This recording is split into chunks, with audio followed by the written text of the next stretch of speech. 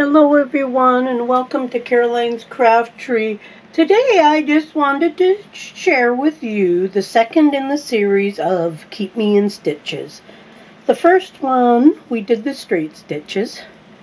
This time we are going to do a zigzag with and without beads. So this is the front side and this is the back side, which looks pretty much the same except no beads on the one side. So I've already punched my holes, and as you can see, my holes are just basically two lines, but they're offset. I do use this little gadget from Stampin' Up, which I really like, but you can measure them, you can just freehand where the holes go. There's lots of different ways that you can pierce it. And I just use a sewing needle on a cork because I like the holes nice and small. So I'm hoping that this is big enough that you can see okay in the camera. So as I say, you can see where I've offset the holes. So to start with, I've already got my needle threaded. And I use beading needles because using the seed beads. So, on the back side, we're going to come up through the first hole.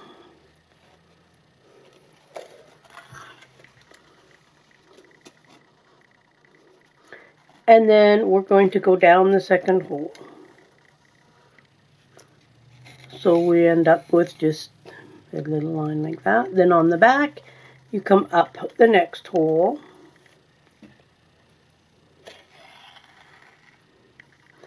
And then down the next.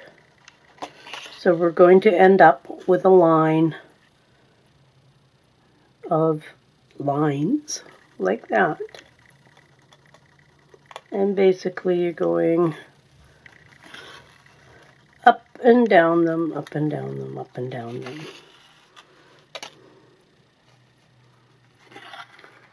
This part, well, it's all fairly easy. Once you learn how to do them, they're not difficult.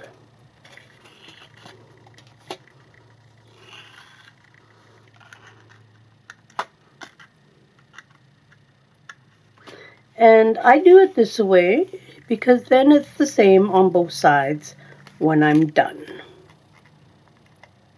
And I do have a sample of a finished project once I finish. So once you get to your end of your row, I'm just not going to finish those for time reasons. So we've got our line so like so. So then here I'm going to come back up, or go down, sorry, one of the holes that I've already got my line. So basically we're just going to go in the other direction doing the same thing, which is going to give you your zigzag on the back.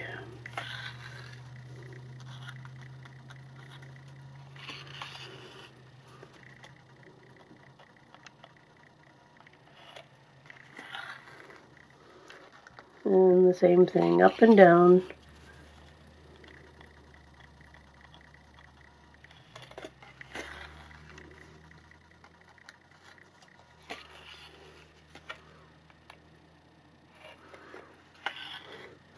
So then when we get to the end, so there you have your zigzag. Now you can make them any size you want, just by where you place your holes. And yeah, it's fairly easy. I like how it looks. It's very simple. So, and then on the back, I just tied off once I get my thread back to the beginning, like so.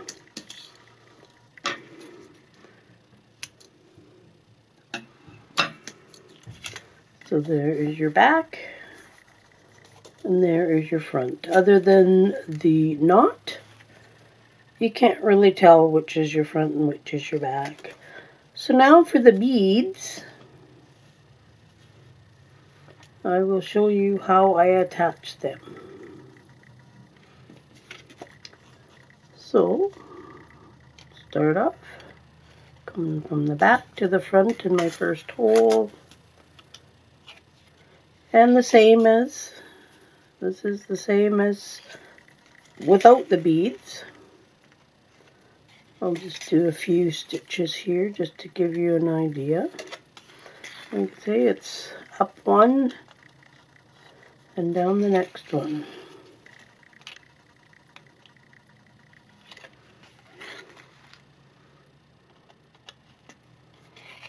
I do have another video that shows this a little bit, but I want to do a new one just for in this series that I'm doing.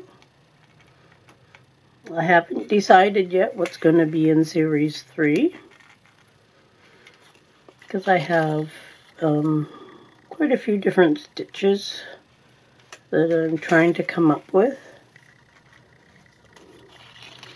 Okay, so now I'm at the end and I'm going to work my way back. So I'm coming from the back to the front.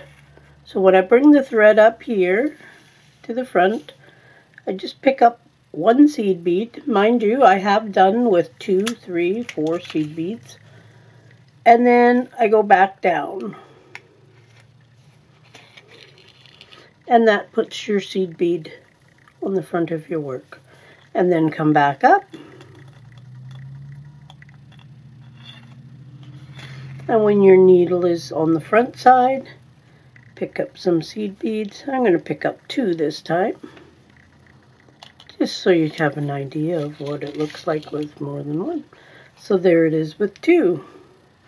So then, my next hole, I go from the back to the front. Once my needle is to the front, I pick up more seed beads. So let's do 3 this time. And then back down.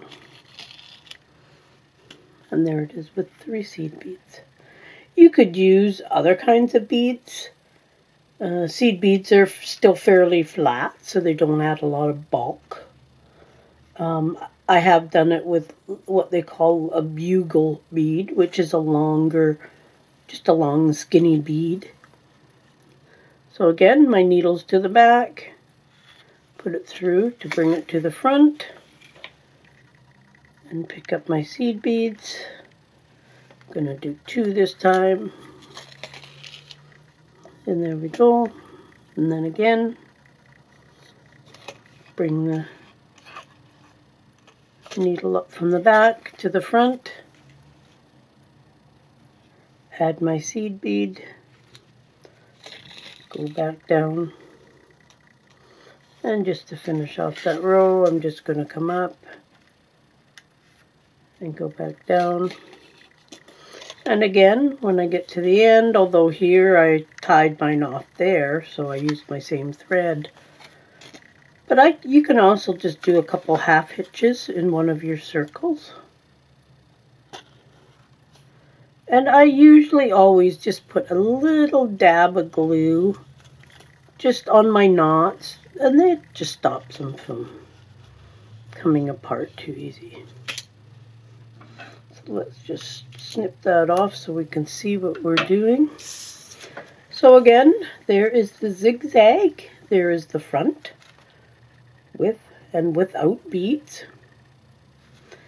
And there is the back.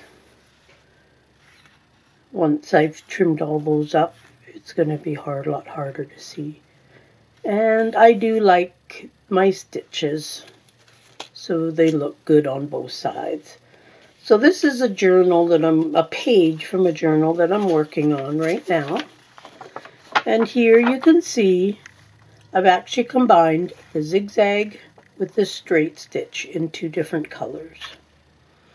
So that kind of gives you an idea of different things you can do. Hopefully the sunshine isn't messing it up. So when on the back side, I have put on some lace, and you can see the stitching through the lace. When I do this, I do glue my lace down, just because I like it to be on there nice and firm, and then once it's dry, then I do my stitching. So that's just one idea on what you can do with some of these stitches. So I hope you find some use for these, and I hope you find the hand stitching in your journals as relaxing as I do. I love the hand stitching. As I say, I find it relaxing. I love the look of it. And it just doesn't seem as evasive as machine stitching. So, although the machine stitching is lovely in a journal, but I do prefer the hand stitching, even though it is time consuming. I still like doing it. So, anyway, I think the series 3 will be a cross stitch one. So hopefully you will join me for that. Hit the like button, hit the subscribe button, invite your friends to watch this, all that fun stuff. Thanks. Bye.